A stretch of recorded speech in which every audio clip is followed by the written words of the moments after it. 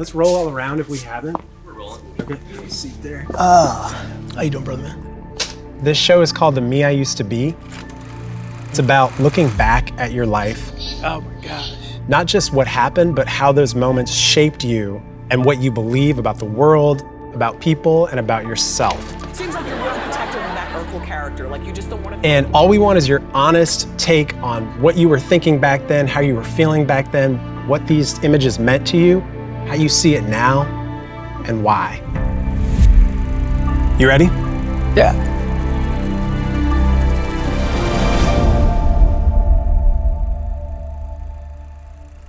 Let's cue our Act 1 reel. I was raised in Los Angeles, California. My dad was a bus driver in Los Angeles for many, many years. I have very vivid memories of my mom taking me as a toddler and putting me on my dad's bus route. And I would sit behind my father while he drove. I was very, very proud to talk to all the strangers to let them know my dad is the bus driver.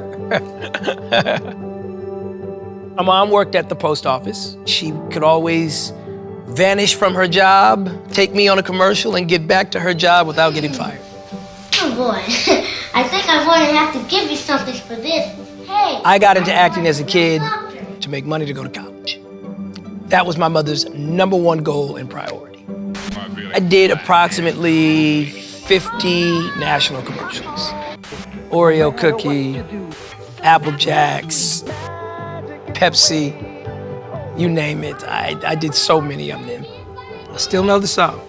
But as a black kid in 1989 and before, it was pretty much a foregone conclusion that you would be the best friend, you would have a line here or there, and the residuals would come in and hey, mom could use that to pay for some summer camps, and the rest goes to a trust. The ambition wasn't that deep. But somehow, when it was time to perform for a group of people behind the camera, I was acutely attuned to how others were seeing my performance.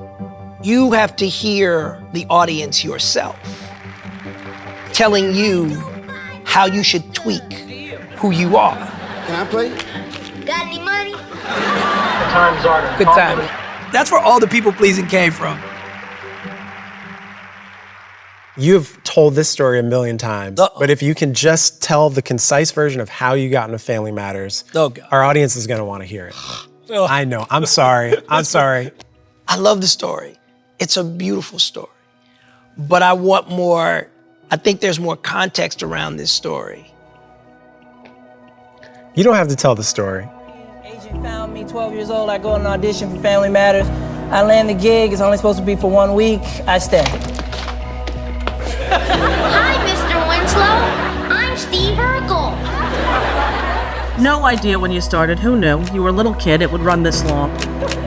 Believe it or not, a real person does exist underneath that costume. You know when people are yelling, hey, Urkel, and stuff like that? It was a balancing act for me that I made look as natural as possible, but it's uncomfortable if you're in a public space and somebody comes up to you almost like a coin-operated machine and go ahead, say it. It's like, I'm actually on a date right now. It's like, yeah, say it. I oblige that request a lot, actually. Good evening, Miss Arthur. Good evening, Mr. White. Crank up the music. It's time to do the Urkel. You do come to realize that you are living off the validation of others. Like, external validation is becoming your motivating factor to just get through a day. Yeah, wow. You really look at it that way. I'm sure being a people pleaser probably affected how I dealt with rejection. And I did not like dealing with rejection. When I look at the Keenan Ivory Wayans interview, I was very much looking forward to making my own decisions. Tonight, you're making a statement tonight. What statement am I making? Well, this is the real you. For the first time, I want to be a free agent in my life. At the end of this season, I won't be under any contract. My parents won't make the decision. I'll make the decision as to what I want to do. So I'm really kind of excited. But really, if my mom told me to do something, that's what I was gonna do. I was faking taking the reins. I got an opportunity after 2 years in school as a writing EP with my own show. Say goodbye to childhood. We're grown-ups. Grown-ups.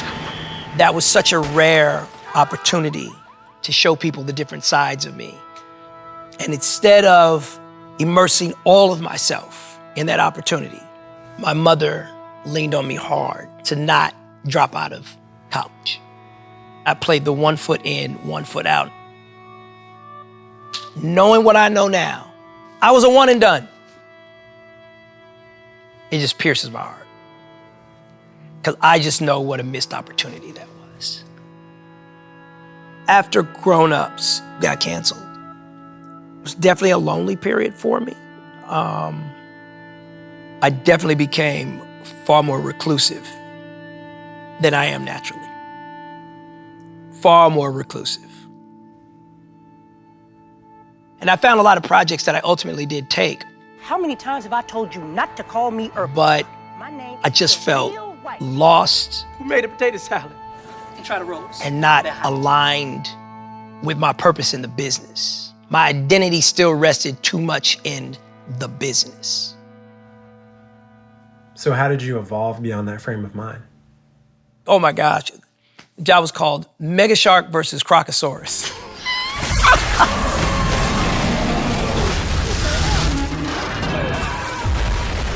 I was going through a lot as a father, a single father at that time.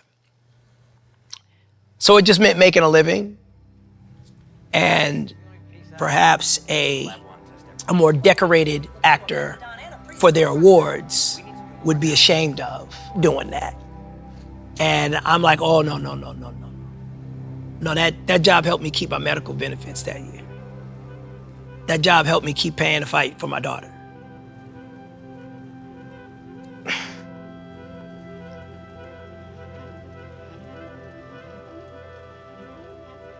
The thing that I love so much about you is you're such a girl dad. You are such a great father to your daughter, Samaya. That's right. My daughter was a huge driving force in changing my perspectives. I came to the conclusion that I work. I work. I work steady. I'm fortunate in my life that I've always worked steady. Total blackout returns Tuesday, January. Have I always worked on the dream projects that I always imagined, you know? I don't believe he's running. Not necessarily, but I've worked. And so now that I don't necessarily see my work as my identity, I'm just grateful, motivated, and thrilled that I get to keep working. My daughter she cleaned all that stuff up for me. Can't let her down. That's it. Can't stop, won't stop, can't let her down. When you're young, you don't understand the many steps that add up over time. Old Jaleel was impatient. The new Jaleel understands that what goes up fast comes down faster. What's built slowly over time has a better chance of being indestructible.